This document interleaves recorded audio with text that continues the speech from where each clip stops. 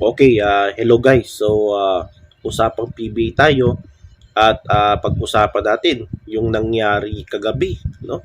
Yung PBA Season 50 draft kung saan umabot ng 11th round at a total of 77 ang na-draft kagabi out of 122 applicants. 128 na yun, merong 6 ang nag-back out dahil siguro yung kulang sa document or meron silang mga personal matters. So, nabawasan ng 6, so naging 122. So, kahapon, kagabi, 77 out of 122 ang na-draft. So, merong mga 45 na hindi napili kagabi. So, dami pala, no? Hindi napili kagabi. Pero 77 ang napili. So, ang tanong lang dito, kung ilan ba dito ang mabigyan ng contract, no? Mabigyan ng spot, no? Sa mga teams sa PBA.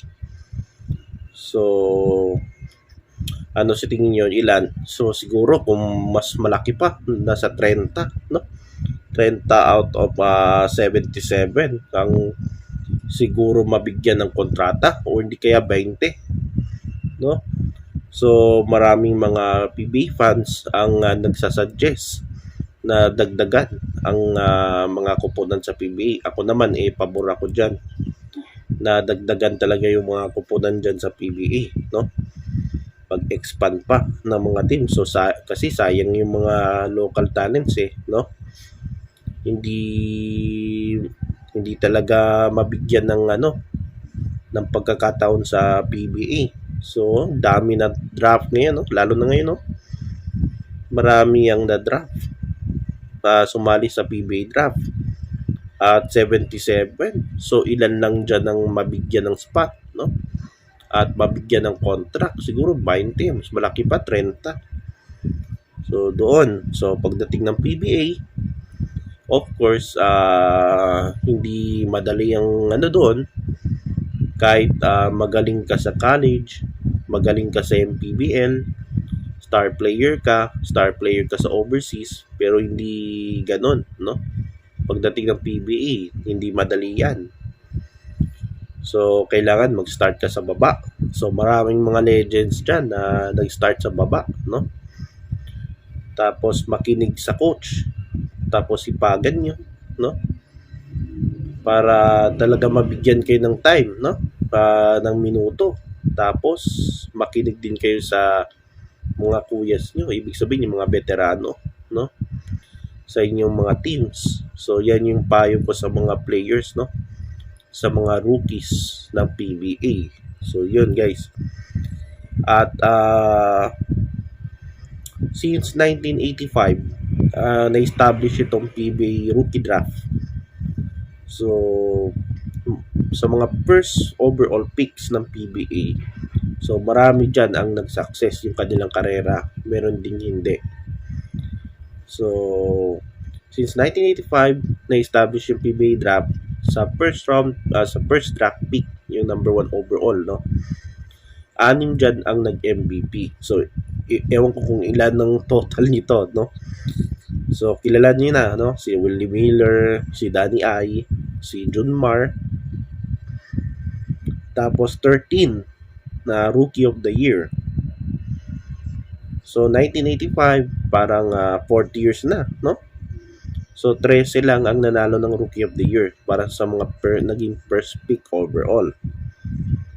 24 ang napasama sa first or second mythical team selection. Dalawa dyan ang nag-Hall of Famer. Ang alam ko sila, Alan K. Dick at si Benji Paras. Kasi since 2010, parang last ang Hall of Fame. Parang mga 2010, no? Tapos, 8 dyan ang 50 greatest players. So, marami na rin na dito, no? Mga first pick. So, hindi lahat talagang nag-success ang karera sa PBA. So, merong ilan dyan na naging first pick overall. ang naging success yung career nila. Meron ding hindi. So, yun. So, pag-usapan na natin kung sino yung napasok sa first round. So, 3 video natin for PBA draft. Una yung first round, tapos sa susunod na video yung second round, tapos sa susunod naman na video yung third hanggang sa pataas na round. So, focus tayo sa first round. So, Terra Firma, as always, yung expected natin, gumawa tayo ng mock draft. So, ang expected na to, Terra Firma, nakuha nila Gio-Chu center. So, sabi nila, hindi to tatagal sa Terra Firma. Baka maging Magnolia ito or Ginebra, si Gio-Chu. Bakit hindi tatagal sa Terra Firma? Of course, yung pasahod dyan, no? Una. Ikalawa, di naman ito nagko-compete, no? So, wala din to. So, mapupunta din ito sa SMC teams. Gio-Chu. Number 2, Converge.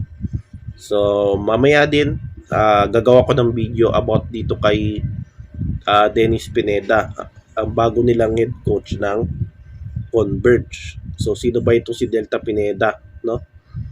So, si Converge, number 2 overall pick, as expected, si Juan Gomez de Liano. So, number 2 na yan. Number 3, Blackwater. So, yung Blackwater, yung pinili ko parang si, no? Si Will Gosum. Pero, nag-end sila sa isang guard. At ito si Dal Panopio. So, number 3 pick. So, makakasama ito ni Bearfield, no? So, lakas ng ng Blackwater. Number 4, Northport. Northport, nakuha nila Chris Kuhn. Sa Ateneo ito. Pwede itong shooting guard, pwede rin small forward. Number 5, NLEX. So, biggest surprise ito. One of the surprise ito. Itong si LJ Gonzalez. So, ang dami ng guard ng NLEX, no? Number 6, Magnolia. Nakuha nila as expected. Ganun din yung ating mock draft. Itong si Yukin Andrada. Nitong kahit ito 6'5", forward. Magaling din ito na sa San Beda, defensive player to. Number 7, Meralco. So, nakuha nila isang guard na veteran, si Jason Brickman. So, hindi na ito bata, no? Si Jason Brickman, parang nasa 30s na ito. So, veteran na ito, no? Sa professional basketball. Number 8, Phoenix. So, originally Converge ito, pero nag-swap sila. So, yung Phoenix nasa number 8. So, nagulat ako. Ang nakuha nila si Will Gosum, pero talagang gusto ng Converge big man eh. So, siguro pinakausap itong mga teams na ito, no? Yung ibang teams na kukunin ng Phoenix itong si Will Gosum. So, alam naman natin na medyo konti lang, no? Mga big man ang nagpa-draft ngayon. Kasi yung mga inaasahan natin, medyo nag-quit sila, no? Siguro next year na silang magpa-draft. So, ngayon, Phoenix nakuha nila Will Gosum. May issue dito ang concern lang kay Gosum ay yung injury niya. So, medyo may mga teams kasi na medyo nag-aalangan pa na makuha itong si Gosum. So, ngayon itong Phoenix talagang interesado talaga. Number 9, San Miguel. So, yung San Miguel, nakuha nila guard din, Chris Miller. Phil-Am to. Number 10, Rain or Shine. So, meron 2 pick sa first round ng Rain or Shine. So, number 10, ang Rain or Shine, nakuha nila si Christian Manaytay, USD to. So, hindi ko pa masyado nakita yung laro nito, no? Napanood yung laro niya. Number 11, Barangay Ginebra. So medyo ito yung biggest surprise ngayon sa first round. So never expected ito na mapunta sa first or second round. Pero itong player na ito, nung draft combine, ay talaga nagpakita ito ng galing. So siya yung naging MVP doon sa draft combine. At top 5 na player, talagang nagpakita ng gusto. So number 11, nakuha ng Barangay Ginebra si Sunny Steele. Letran ito pero hindi naglaro ito sa NCAA. Parang mas naglaro ito, parang nakita ng laro doon sa NPBL. So itong si Steele, so abangan natin sa mga Barangay Ginebra fans. Hopefully itong si Sunny Steele ay gagamitin ng Ginebra, no? Hindi siya mauwing bangko. Diba? Defensive player ito sabi nila no? Itong si Sunny Steele. So kailangan din ng Ginebra ng mga small wing dyan, no? Mga wings dyan, no? At yung maladepensa, no? So kailangan din ng Ginebra ngayon yan. Dahil nawala na si Malonzo, tapos nadagdagan sila ni Norbert Torres. So hindi na bata ito si Norbert Torres, veterano na rin ito. So kailangan na din ng Ginebra develop na sila ng mga batang player. So ito si Sunny Steele. So yung Sunny Steele, never expected na makuha siya sa first round, no? Baka third round na ito, no? Makuha lang sa ROS, makuha lang sa Converge. So ang ending, very surprised na sa 11th pick siya ng Ginebra.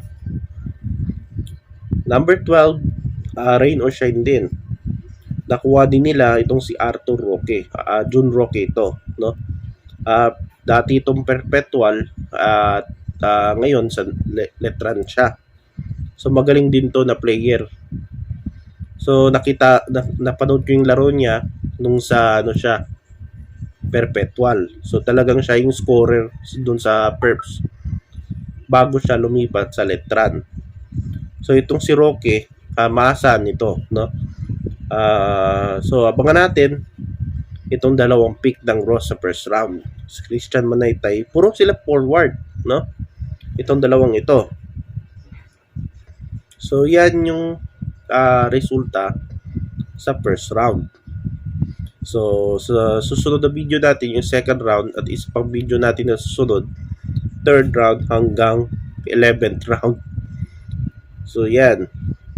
So tingnan natin kung sino yung mabibigyan ng spot dito, no? May chance talaga maglaro sa PBA.